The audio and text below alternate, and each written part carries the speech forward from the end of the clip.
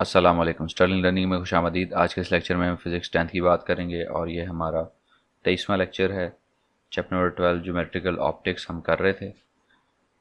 उसका last lecture number 22 के अंदर हमने कुछ एप्लीकेशंस ऑफ लेंसेज पढ़ी थी और साइन कन्वेंशन पढ़ी थी। आज हम आगे मज़ीद इसकी बेसिकली एप्लीकेशंस ऑफ लेंसेज ही हैं, लेकिन उसको एक नए टॉपिक के अंदर सिंपल माइक्रोस्कोप के अंदर उसको दिया हुआ, जिसको हम मैग्नीफाइंग ग्लास भी कहते हैं जनरली। और फिर उसके बाद कंपाउंड माइक्रोस्कोप है। तो ये जो इससे जो चीज़ें बनती हैं उसके बारे में प्रॉपर डिटेल है कि हम इसको फिर इस डिटेल को यूज़ करते हुए हम उसको बना भी सकते हैं। सिंपल माइक्रोस्कोप क्या होता है? Magnifying glass is a convex lens which is use to produce magnified image of small objects. ये मैग्नीफाइंग ग्लास की डेफिनेशन है। Magnifying glass is a convex lens. Convex lens होता है। कन्वेक्स लेंस क्या होता है? जो सेंटर से ये आपका कन्वेक्स लेंस है। तो magnified image of the small objects, hence it is also called simple microscope. तो सिंपल माइक्रोस्कोप की डेफिनेशन क्या है? A magnifying glass is a convex lens which is used to produce magnified images of small objects, hence it is also called simple microscope। और object को करीब रखा जाता है nearer the lens than the principal focus such that an upright virtual and magnified image on the screen is seen clearly at 25 cm from the normal आई। जो आपका near point है वहाँ पे आपको वो इमेज मिलता है। जैसे यहाँ पे देखें, जब फोकल पॉइंट से भी अंदर हम ऑब्जेक्ट को रखते हैं तो उसका मैग्नीफाइड इमेज बनता है और उसी साइड पे दूर बनता है। मतलब क्या है कि आपके आँख से इतनी दूर बनता है कि आप 25 सेंटीमीटर आपकी आँख नॉर्मल कंडीशन में नियर पॉइंट पे वो चीज़ देखती है। यही चीज़ सिंपल माइक्रोस्कोप का प्रिंसिपल है। अब मैग्नीफाइंग पावर की बात हो रही है। मैग्नीफाइंग पावर क्या होती है? जो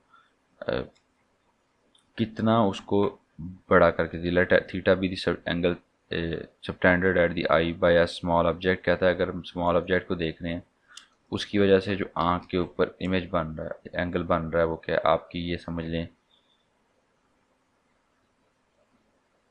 ये आँख है, ठीक है। एक स्मॉल ऑब्जेक्ट पड़ा हुआ है यहाँ पे, इसकी वजह से जो एंगल बन रहा है आँख पे वो थीटा है। डिस्टेंस डी पड़ा हुआ है। अगर हम इसके दरमियान में, अब आँख के दरमियान में, उस चीज़ के दरमियान में मैग्नीफाइंग ग्लास ले आएँ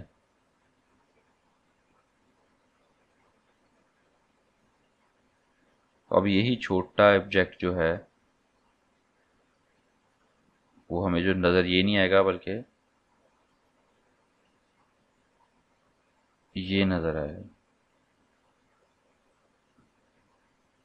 ठीक है। उसका वर्चुअल इमेज जो होगा बड़ा हमें वो नज़र आएगा आँख से थ्रू ऑब्जेक्ट मैग्नीफाइंग ग्लास। तो थीटा जो एंगल है subtended by by small object when it is placed at near point, if the object is now moved nearer to the eye, the angle on the eye will increase and become theta dash, but the eye will not be able to see it clearly. कहता है अब इसको करीब ले आएँ तो angle जो होगा वो थीटा डैश हो जाएगा, लेकिन आँख उसको सही तरह से देख नहीं सकेगी। वहीं जब करीब चीज़ आती है तो ब्लर हो जाती है, ठीक है। वही चीज़ यहाँ पे कर रहा है कि एंगल थीटा डैश बन जाएगा लेकिन वो देखी नहीं जा सकेगी आँख से चीज़।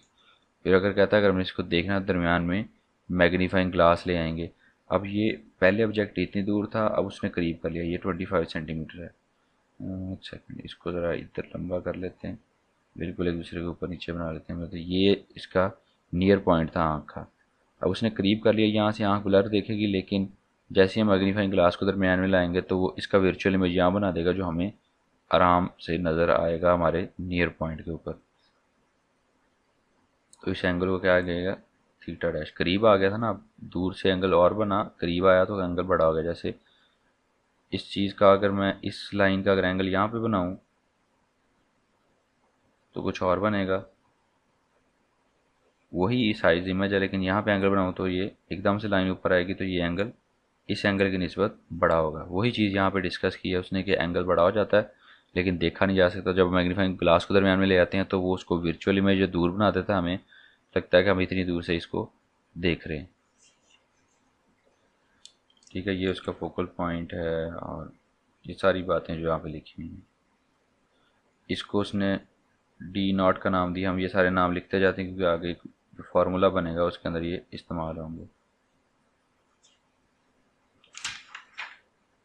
Okay, we put the convex lens between the object and eye so that lens जो है makes a large virtual image for position पे बना देता है जिससे हमें वो चीज़ नज़र आती है। ये मैंने पहले चीज़ें डिस्कस कर ली हैं जो यहाँ पे नज़र आ रही थी। मैग्नीफाइंग पावर इस केस में क्या होगी उसको डिफाइन करते हैं हम कैपिटल एम के साथ। वो क्या होती है थीटा डैश ओवर थीटा, क्योंकि एंगल बढ़ जाता है और दरमियान में लेंस आ जाता है तो उसके आने की वजह से मैग्नीफाइंग पावर बढ़ जाएगी। अब अगर आप लेंस के बगैर इसको करीब लेके जाएं किसी चीज़ को अपनी आंखों के, तब भी एंगल बढ़ जाता है और चीज़ ब्लर हो जाती है, लेकिन चीज़ बड़ी ज़रूर हो जाती है, हो ब्लर जाती है।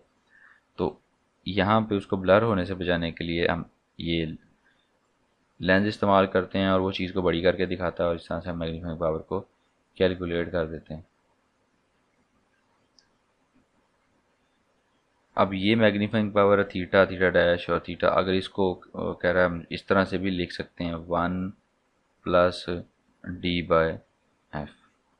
ठीक है, अब ये वही बात है कि जिससे हम वो यूज़ करते हैं, जिसे कहते हैं हम ट्रायंगल की जो फार्मूले वगैरह इस्तेमाल करके हम ये वैल्यू थीटा और थीटा डैश की वैल्यू निकालेंगे तो 1+d/f आपके पास मैग्नीफाइंग पावर का फार्मूला आ जाएगा।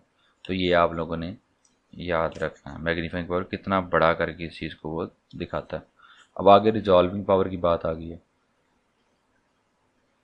डी जो है वो नियर पॉइंट है, ये जो मैंने डी लिखा था, और जो एफ है वो फोकल लेंथ है of the lens that is being used in the magnifying glass. अब रिजॉल्विंग पावर की बात करते हैं। Resolving power of an instrument is its ability to distinguish between two closely placed objects और point sources. कह रहा है रिजॉल्विंग पावर क्या होती है कि वो चीज़ इंस्ट्रूमेंट की जो उसकी एबिलिटी होती है जो distinguish between two closely packed या प्लेस्ड ऑब्जेक्ट्स और पॉइंट सोर्सेज।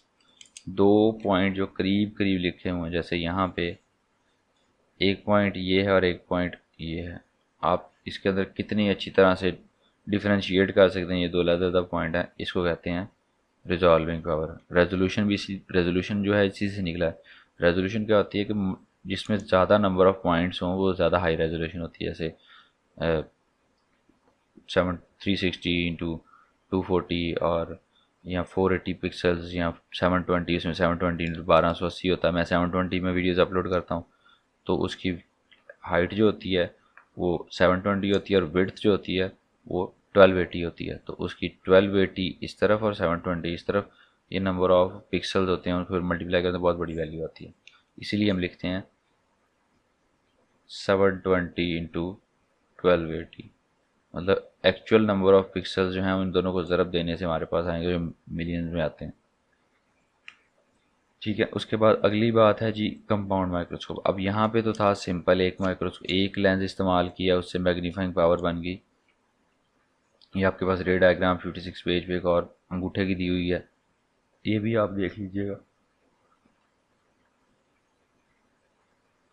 और जब रिजॉल्विंग पावर की, अब कंपाउंड माइक्रोस्कोप की बात हो रही है, कंपाउंड की बात हो रही है। सिंपल में एक था और कंपाउंड में दो है। जब दो लेंसेज हैं तो उसको इसलिए कंपाउंड माइक्रोस्कोप कहा गया और उसकी जो मैग्नीफाइंग पावर है वो भी ज़्यादा होगी, उसकी वर्किंग प्रिंसिपल भी और तरह का होगा। और ये कुछ फीचर्स हैं जो आपके माइक्रोस्कोप के होते हैं, ये आप लोगों को वैसे पहले भी आते होंगे क्योंकि ये साइंस में 7th 8th की साइंस में ये चीज़ें पढ़ाई जाती हैं। यहाँ पे आप आंख से देख रहे हो, जो आपके आंख के करीब वाला लेंस होता है उसको आई पीस कहते हैं, जो उसके ऑब्जेक्ट के पास होता है उसको ऑब्जेक्टिव लेंस कहते हैं।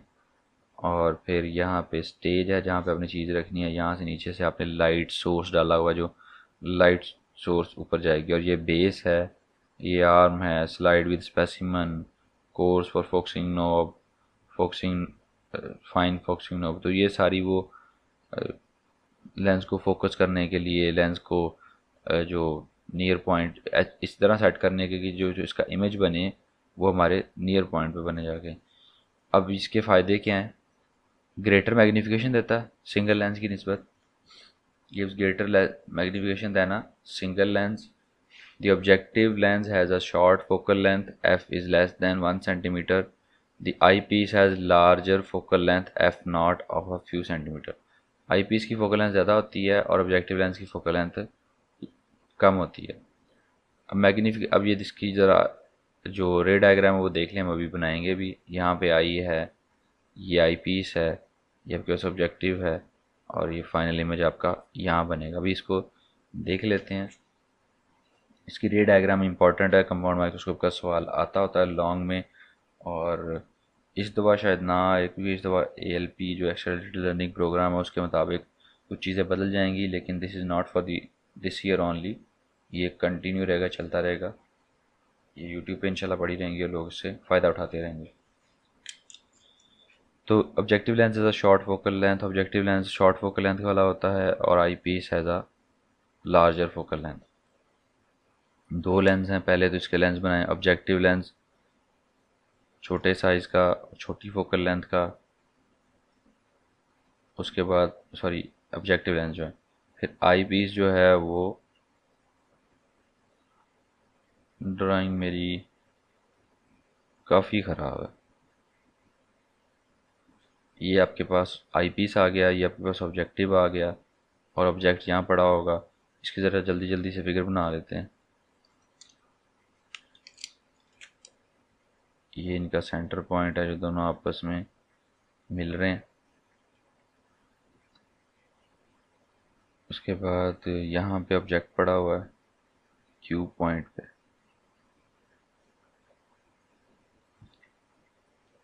ऑब्जेक्ट पड़ा नहीं है लेकिन अभी बता दूंगा ये क्यू क्या है।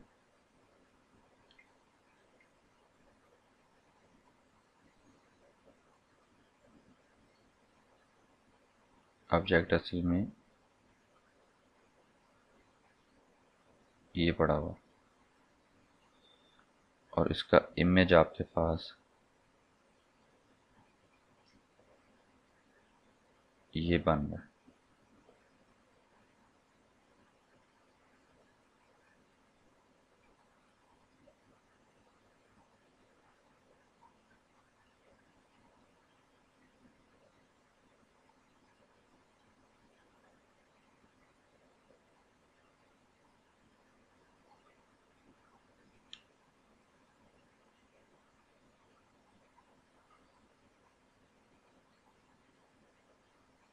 ठीक है, उसके बाद ये आपके पास एफ नॉट है, ये इमेज 1 है, ये ऑब्जेक्टिव है, ऑब्जेक्ट है जिसका इमेज बनाना है हमने, और ये आपका फाइनल इमेज है।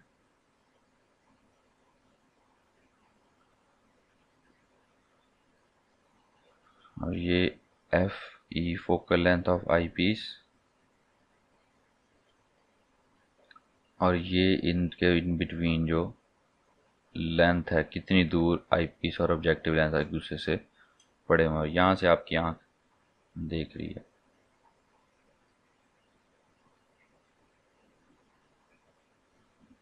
ठीक है, तो यहाँ से एक रे डायग्राम इस तरह से भी आ रही है।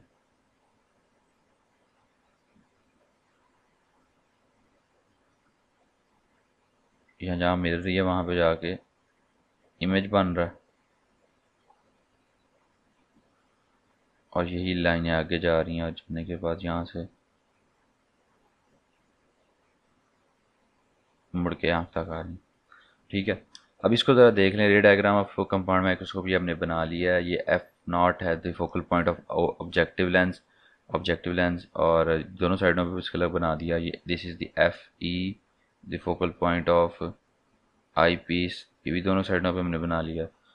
अब जो इमेज है वो ऑब्जेक्टिव लेंस का उसने कहा था उसका जो क्या उसे कहते हैं फोकल लेंथ है वो बहुत छोटी होती है, ऑब्जेक्टिव लेंस की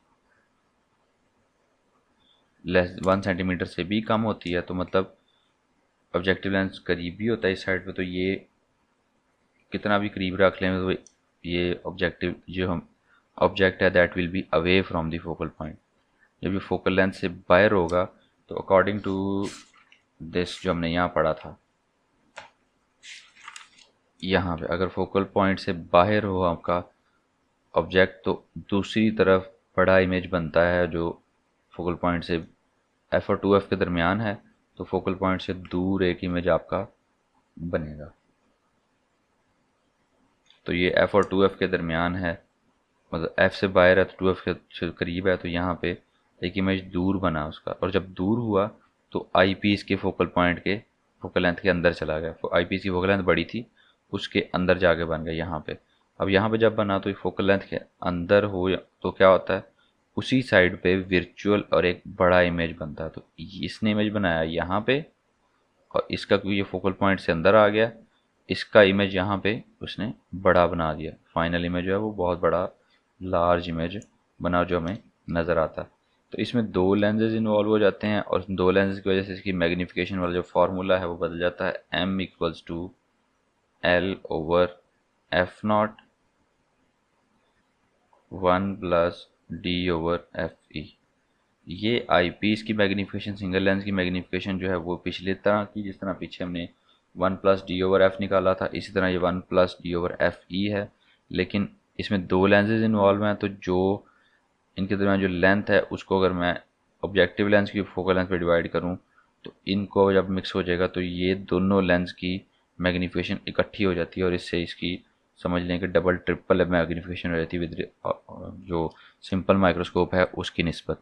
ये बहुत ज़्यादा बड़ा इमेज उसकी निस्बत दिखाता है आपको। और यूज़ ऑफ कंपाउंड माइक्रोस्कोप जो बहुत सारे हैं, आप लोगों ने बहुत ज़्यादा साइंस में पढ़े हुए हैं। बैक्टीरिया को एनालाइज करना, छोटी छोटी चीज़ों को देखना, microbiology, botany, zoology and genetics, बहुत सारे इसके काम हैं, उनमें से यूज़ होता है। आगे टेलीस्कोप है, इसकी भी डे डायग्राम की ज़रूरत होगी क्योंकि ये भी सवाल आया हुआ है बोर्ड में लॉन्ग क्वेश्चन के तौर पे। और उसके बाद फिर आगे आँख के कुछ मसले हैं, उनको डिस्कस करने के बाद इंशाल्लाह ये लेक्चर चैप्टर हमारा ख़त्म हो जाएगा। आज के लेक्चर के लिए इतना ही। दुआओं में याद रखिएगा, अपना ख्याल रखिएगा। अल्लाह हाफिज़ और अल्लाह आपका निगहबान।